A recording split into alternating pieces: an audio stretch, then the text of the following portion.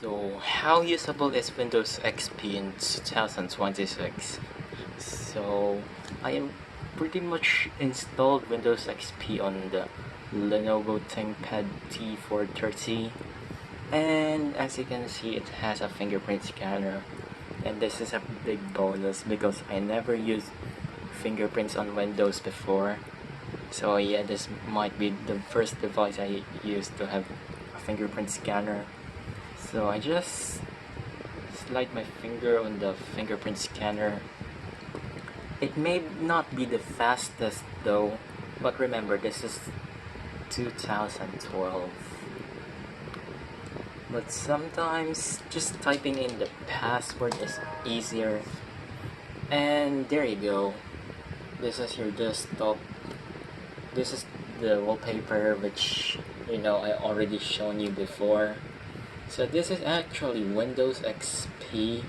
As you can see, we have this is an Intel Core i5 3rd gen, but for mobile, of course for laptops, but this is the mobile variant of the i5. And yes, this is a PGA socket, so you can pretty much upgrade this later on, unlike the BGA which are soldered down. So what are the goodies on Windows XP in the big 26 aside from that nostalgia? So I installed the browser called Superium. Just tell me how to properly pronounce it, or maybe I got it right. And surprisingly, let's try YouTube.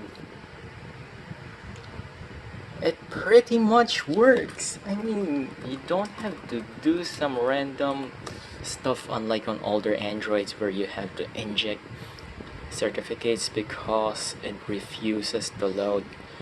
It's pretty much usable, but let's try watching one of my videos here. Let's try this. And it's not bad at all. I mean, let's try cranking up the to 1440p to say the least. Jeez, I cannot believe it. Or maybe because this is a 2012 hardware anyways. But if it's something's older, like the time when XP first came out, like 2001, it's not gonna be usable. And I have to mention that if I put that to the native resolution, it's gonna be so small that it's not that usable. So put that on 1360 by 768 just for the optimal results, because Windows XP DPI scaling isn't that good as modern versions. And as you can see, this is the control panel. I wish Microsoft didn't ruin the control panel in later versions. Too bad. Since Windows 8, it's a identity crisis. So what are the goodies here? So aside from that, we also have these. Oh, yes mode. I wish Microsoft didn't remove this on Windows 10, although it still internally exists. But yeah, screw it. Modern versions are just bad. And these, they're built-in profiles. Yeah, you nail it.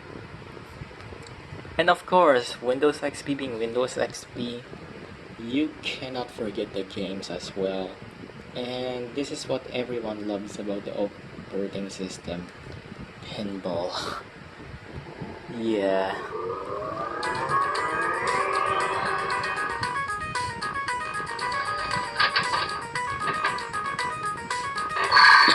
Oh boy. This is amazing.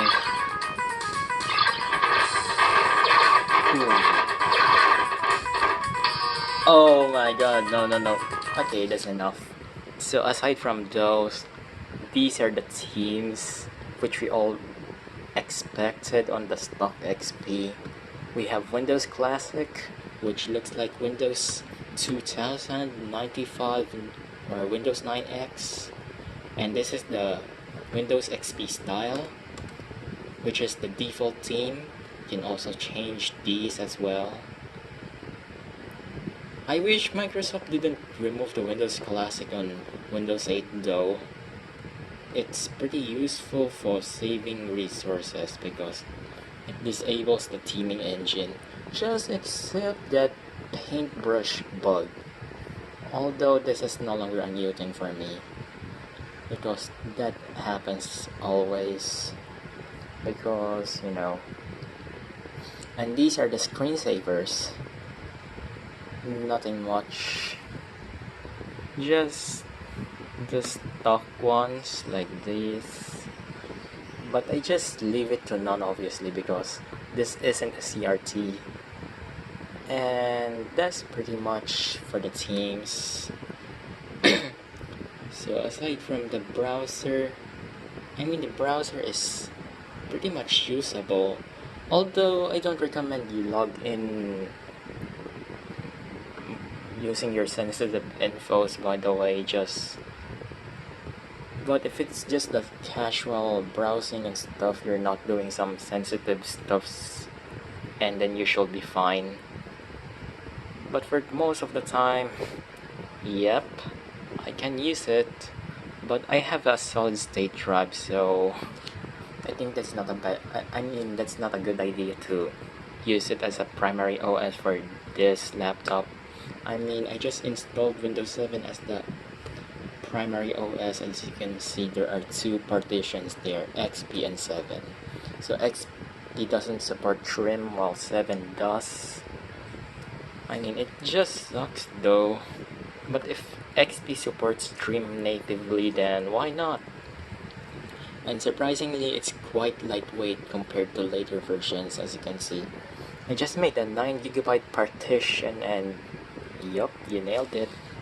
But 7, I think that consumes around 15GB for the stock minus the updates. But if you updated it and that size grows up, and this is pretty much the Windows XP as well. And yes, I was using this wall plug-in the entire time because, as expected, laptops don't have that long screen on time unlike phones. 2 hours is pretty much the best you can get on laptops, but for mobiles that can, go more. And I noticed that the drivers, let's be honest, unless if you're a technical person, you don't like messing around on drivers. Although Ivy Bridge is the last Intel to support XP properly because later versions remove support, specifically the drivers part, and I think around 6th gen they somehow changed the ACPI stuff, so yeah, it's gonna have problems on later generations. But the 3rd generation is the sweet spot for XP if you know how to set it up. And also, this is something we don't talk about, the DOS applications. Yeah, because we just move on. But if you're using a 32-bit XP the entire time, then you still have it. But if it's a 64-bit, then you're not getting it. So what else we do have here? Yep, this is the usual stuffs we have on XP, and there's nothing much.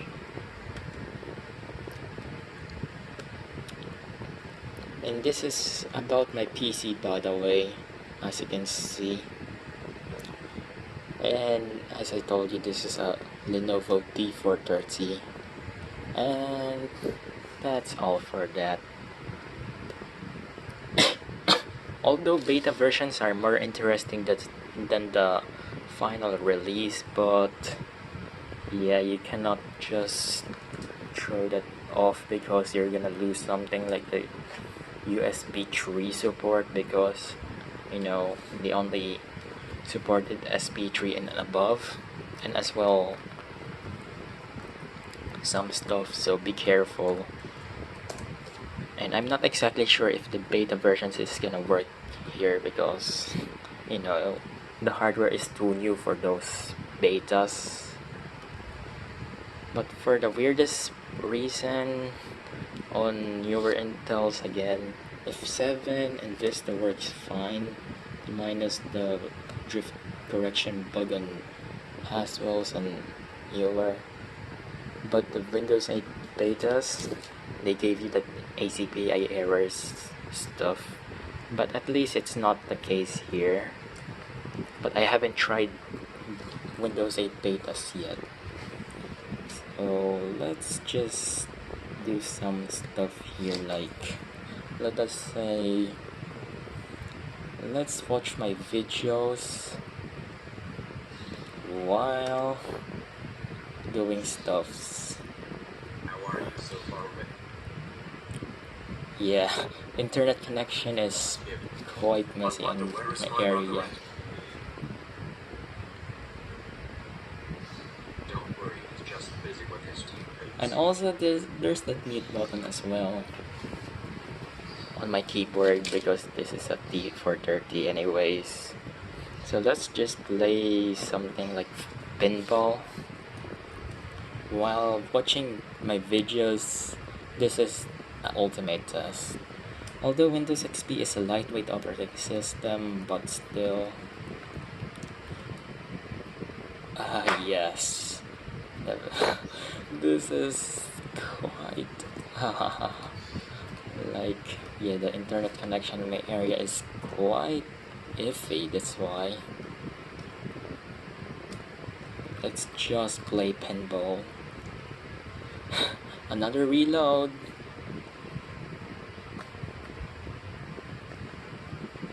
Let's do this.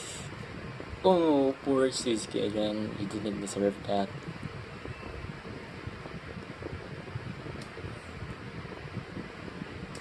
Okay, just forget to hold the spacebar, my bad.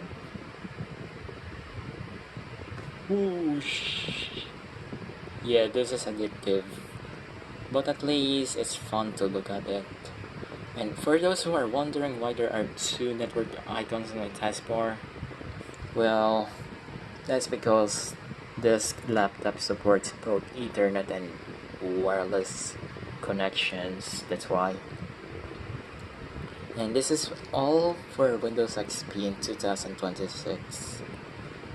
Just to be honest, it's usable, just avoid doing sensitive stuffs around the operating system. And yeah, it's a nostalgic piece.